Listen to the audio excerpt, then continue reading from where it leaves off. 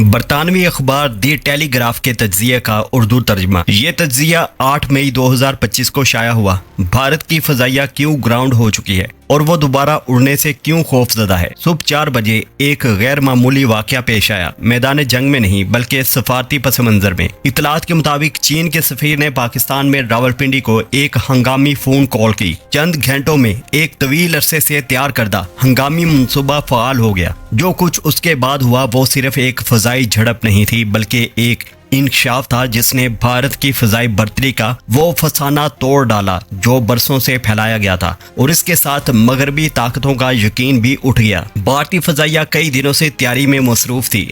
تقریباً 180 طیارے مغربی محاذ پر مرکوز تھے۔ مقصد واضح تھا، بالا کوٹ کو دہرانا، پاکستانی دفاع کو توڑنا اور اپنی اسٹریٹجک برتری کو بحال کرنا۔ لیکن آسمان اب پہلے جیسا نہ تھا۔ بھارتی فضائیہ کبھی بھی مقررہ حد پار نہ کر سکی۔ انہیں معلوم تھا کہ پاکستان کے پاس کیا موجود ہے۔ پاکستانی JF-17 تھنڈر، J-10C لڑاکا طیارے، چینی ساختہ اور خاموش قاتل میزائل PL-15، ایک ڈیڈلی کمبینیشن جو 300 کلومیٹر فاصلے تک مار کرنے والے آواز کی رفتار سے 5 گنا تیز ریڈارز جو ہر نشانہ باز کو ایک مہلک نیٹ ورک سے جوڑے ہوئے تھے۔ ایویکس بھارت نے صرف پاکستانی پائلٹس نہیں دیکھے، انہوں نے چین کا مکمل فضائی جنگی نظریہ دیکھا جو سکردو سے پسنی تک پھیلا ہوا تھا۔ اور رافیل، وہ تو سمجھ ہی نہ پائے کہ کیا ہو گیا۔ ایک رافیل جنگی طیارہ جس کی مالیت $288 ملین سے زیادہ تھی، اطلاعات کے مطابق فضا میں ہی مارا گیا۔ دوسرا بمشکل واپس پہنچ سکا اور اس میں لگا اسپیکٹرا ریڈار جو اسے بچانے کے لیے بنایا گیا تھا، مکمل طور پر ناکام ہو گیا۔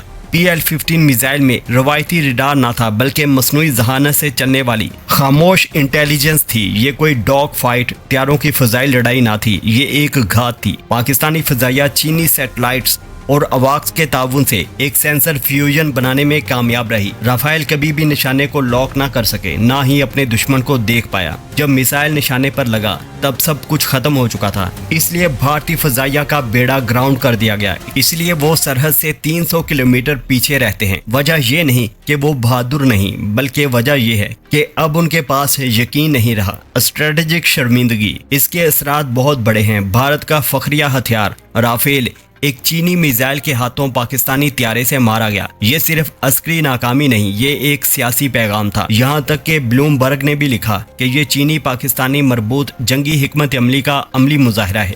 مغربی تجزیہ کار حیران رہ گئے، فرانسیسی دفاعی معاہدے غیر یقینی کا شکار ہو گئے اور چین خاموشی سے مسکرا رہا ہے۔ کھیل بدل چکا ہے، یہ 2019 نہیں، یہ بالا کوٹ نہیں۔ اب بھارت جانتا ہے کہ پاکستانی فضائی حدود میں داخلہ موت کے جال میں قدم رکھنے کے مترادف ہے۔ جو JF-17، PL-15، J-10Cs اور پاکستانی عزم تھے ترتیب دیا گیا ہے۔ بھارتی پائلٹ نے مہارت کی کمی سے ناکامی نہیں کھائی، وہ ایک ایسے میدان جنگ میں ہارا جسے وہ دیکھ ہی نہ سکا، جو سیٹلائٹ نے بنایا، سینسر نے جوڑا اور مشینوں نے چلایا۔ مئی 2025 میں کھیل بدل گیا۔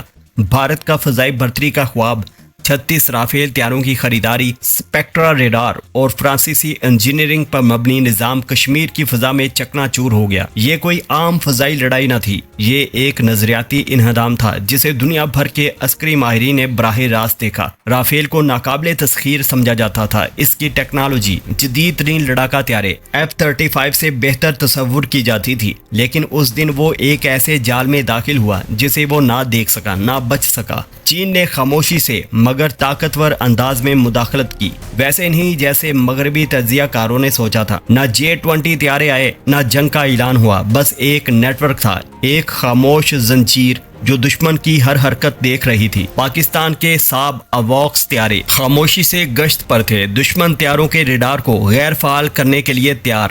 ساتھ JF-17، J-10C اپنے پروں پر ماک 5 رفتار کے حامل 300 کلومیٹر مار کرنے والے PL-15 میزائل نشانہ بنا کر فائر کیے گئے۔ رافیل کو یہ بھی معلوم نہ ہو سکا کہ وہ نشانے پر ہے جب تک میزائل 50 کلومیٹر کے فاصلے پر نہ آ گیا۔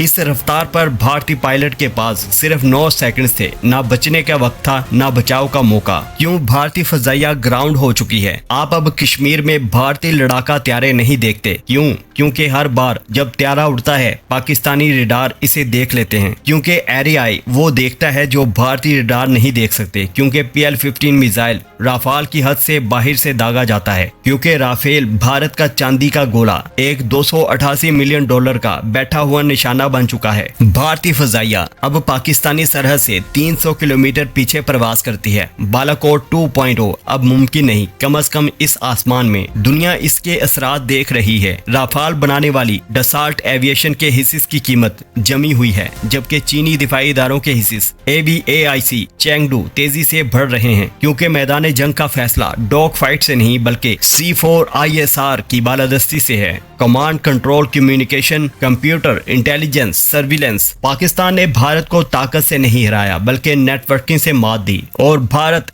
हैरत ज़दा होकर अपने त्यारे जमीन पर उतारने पर मजबूर हो गया। भारत का दुख, पाकिस्तान का पैगाम। भारत ने प्लेटफॉर्म में सरमायाकारी की, पाकिस्तान ने मुकम्मल निजाम में। मोदी का नजरिया था बर्तरी खरीद लो, हकीकत ने साबित किया कि बर्तरी बनानी पड़ती है। कोई स्पेक्ट्रा निजाम उस मिसाइल को नहीं रोक सकता जो नजर ही ना आए। कोई EW निजाम इस मिसाइल को धोखा नहीं दे सकता जो सैटेलाइट डाटा से चल रहा हो। कोई लड़ाका त्यारा इस मौत से नहीं बच सकता जिसे वो देख ही ना सके। आसमान बदल चुका है। ये फजाई जंग का इख्तिताम नहीं, ये एक नई, खामोश, नादीदा और नाकाबिले जवाब फजाई बर्तरी की शुरुआत है। और भारत को जिस नई पाकिस्तान की टेक्नोलॉजी से वास्ता पड़ा है, इसने भारत के ओसान खता कर दिए हैं।